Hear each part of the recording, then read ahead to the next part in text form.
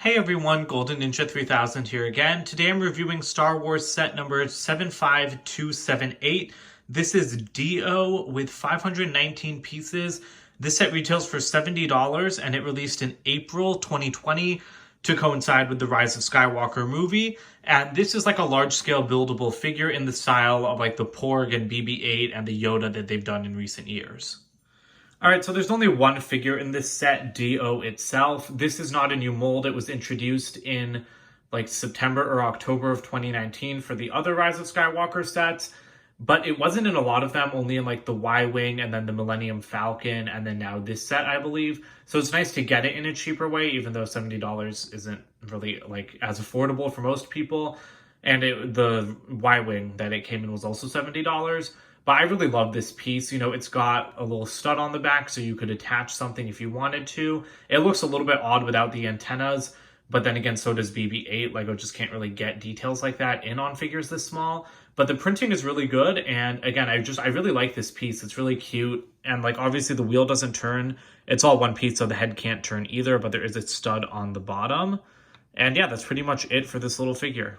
And the only build besides the actual DO figure is this little like UCS style plaque. It's not as big as normal ones, but they do include these with like all of the buildable figures, and I really like it because I do regard these as UCS sets. I mean, they're larger than minifigure scale and they are display pieces.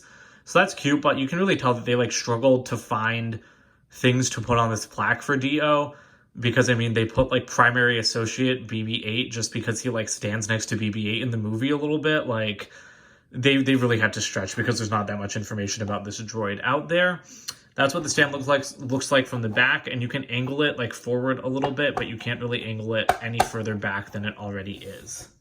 All right, so here's the actual DO build. Now you can see that it is resting on like a sandy terrain. The box art shows it as being on like that moon or whatever that they find the Death Star 2 on.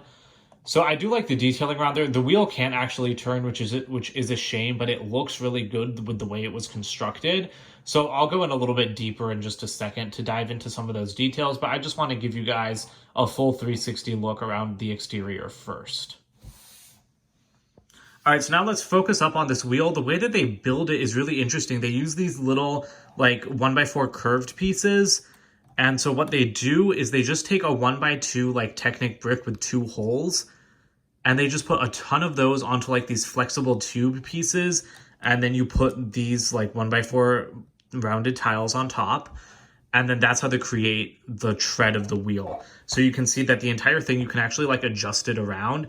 It was really interesting to build, I have to say, because all of these flex tubes are like more rubbery than I'm used to. They're not like the more rigid tubes that I'm used to seeing from Lego. I'm not sure if they're new for this year or not, but I've never seen them before. And so again, like you just kind of have to space it out yourself. Like over here, they've like clammed up a little bit, so you have to spread it out. But it's just a really interesting way to do it. And like I said, it looks great on display, even if it can't actually move. So on the side here, there are play features, which I'll get into in a second. You can see that the head's been turning around. But there is just like a little bit of detail here with the green, and then there's like that little splotch of tan next to the white. On the other side, there is more tan, so I really like that because it makes it look like it's a little bit dirty from rolling around in the sand, and there is more green here. It's less obstructed because there's no arm holding up the head. And then moving up a little bit, you can see all of like the hoses connecting to the head, which is a really great look. Like I said, I really like those pieces, even though they're quite odd to me. And then the face is printed, so the only sticker in the set is that UCS plaque sticker. That's printed, and a little bit at the end of the nose is printed, which is nice.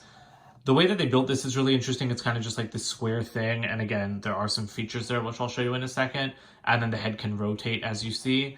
And then the antenna are, you know, they're pretty adjustable. They are a little bit like loose for my liking, but I don't know how Lego could have made that more stable. So you can kind of put those in whatever position you want, and it's kind of like hair, right? Like changing the position of the antenna will change up Dio's look a little bit.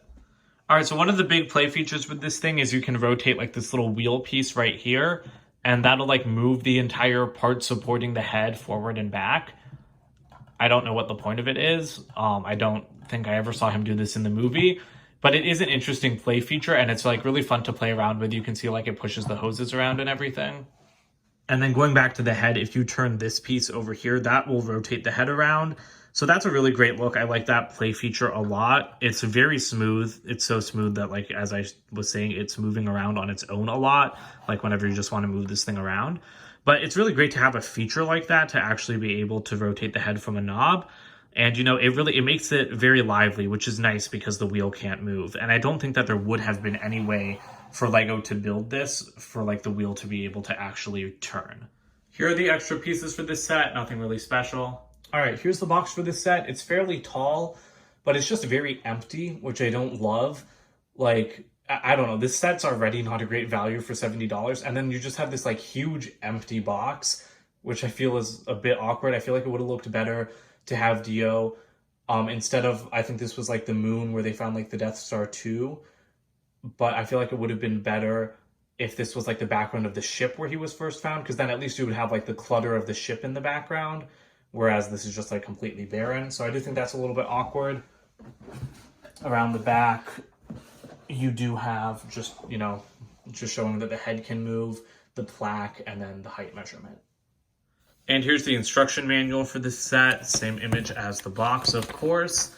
And then around the back, you do have advertisements for the other October sets. They aren't all Rise of Skywalker, because you do have that buildable Yoda, which I said is, like, in the same style, and the Mandalorian set from, obviously, the Disney Plus series. And there's also an ad for the Skywalker Saga video game, which still, I don't think we have a concrete release date on. I think it's just sometime in October of this year. As for my final thoughts on this set, I really like the build. You know, like, I don't care about Dio as a character. He was kind of annoying and didn't really serve a purpose. I mean, he was basically invented to sell toys, which, whatever. It's a cool design, and I mean, he made some great toys like this one. But the price on this thing is absolutely ridiculous. Now, I hate Star Wars prices. Lego Star Wars sets are so overpriced. It is absolutely insane. This one is $70. Like, are you kidding me?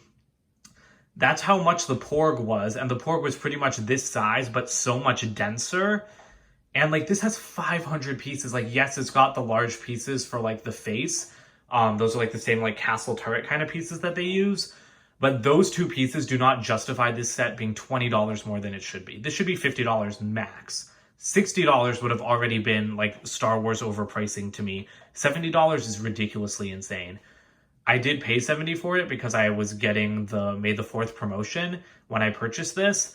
But, I mean, I don't recommend purchasing it for $70. I would definitely wait for at least a 20% off sale, because $70 is way too much money for this thing. And sadly, that's the case with a lot of Star Wars sets. So it's a good set. It's a great design. It's got a couple cool play features, but it's not worth the money at retail price. So thanks for watching. Please comment, like, and subscribe, and I'll see you guys soon. Bye for now.